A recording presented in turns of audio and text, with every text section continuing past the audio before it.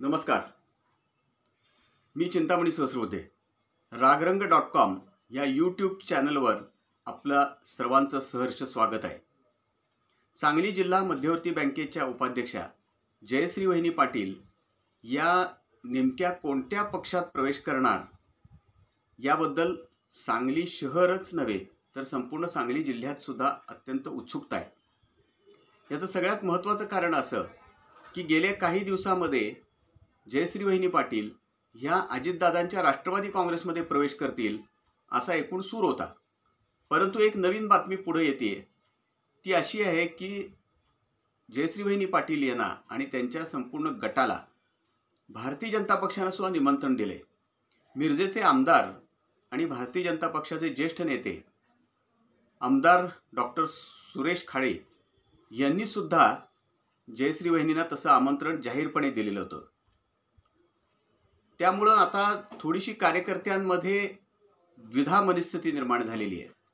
त्याच वेळेला आणखी एक बातमी अशी पुढे येते आणि ती म्हणजे ज्या काँग्रेस पक्षामध्ये जयश्री वहिनी पाटील यापूर्वी काम करत होत्या, विधानसभेच्या निवडणुकीच्या वेळी त्यांनी बंडखोरी केल्यामुळं त्यांना नंतर पक्षातून काढून टाकण्यात आलं. अर्थात नंतर पुन्हा पक्षात घेण्याच्या दृष्टीने सुद्धा जोरात हालचाली झाल्या. त्यामध्ये खासदार विशालदादा पाटील आणि आमदार विश्वजित कदम यांचा पुढाकार होता की जयश्री वहिनींना पुन्हा पक्षात घेऊया आणि महापालिकेची आगामी निवडणूक जवळ आलेली आहे आणि या महापालिका क्षेत्रामध्ये जयश्री वहिनी पाटील यांना मानणारा एक मोठा गट आहे.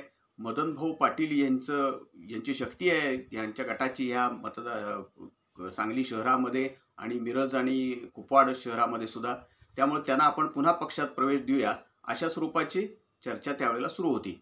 परंतु सांगली शहर जिल्हा काँग्रेसचे अध्यक्ष पृथ्वीराज पाटील हे विधानसभेच्या निवडणुकीत पराभूत झाले आणि त्यांनी स्पष्टपणे असा आरोप केला की जयश्री वहिनी पाटील यांनी केलेल्या बंडखोरीमुळेच त्यांचा पराभव झाला आणि साहजिकच त्यांनी जयश्री वहिनींच्या काँग्रेस पक्षामध्ये पुन्हा प्रवेशाकरता विरोध दर्शवलेला होता.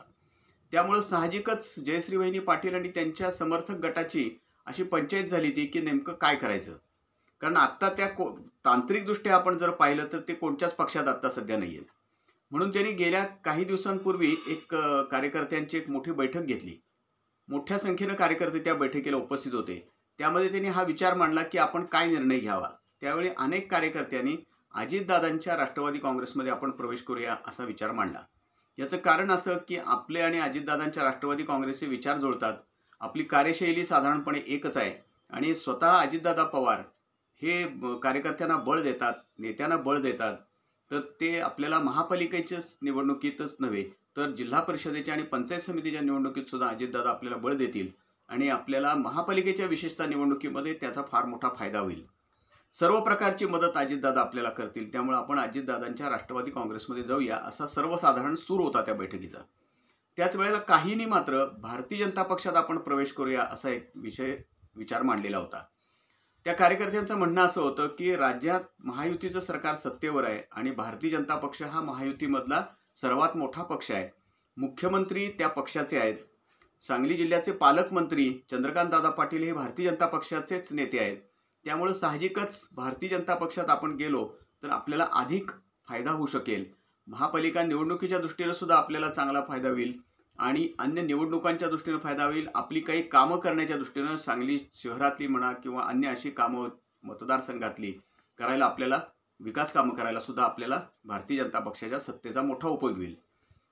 त्याच्यावर अशी चर्चा चालू होती नेमकं काय करावं याच्यावर. आता एक नवीन अशी बातमी पुढे येते की जयश्री वहिनी पाटील ह्या विधानसभा निवडणुकीच्या पूर्वी काँग्रेस पक्षात होत्या.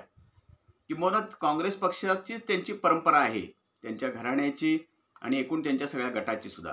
त्यामुळं काँग्रेस पक्षातून सुद्धा असा आता एक त्यांना विचार मांडला जातोय की त्यांनी काँग्रेस पक्षातच प्रवेश करावा. महापालिका निवडणुकीची जी सगळी सूत्र आहेत ती त्यांच्याकडे सोपवली जातील काँग्रेस पक्षातर्फे.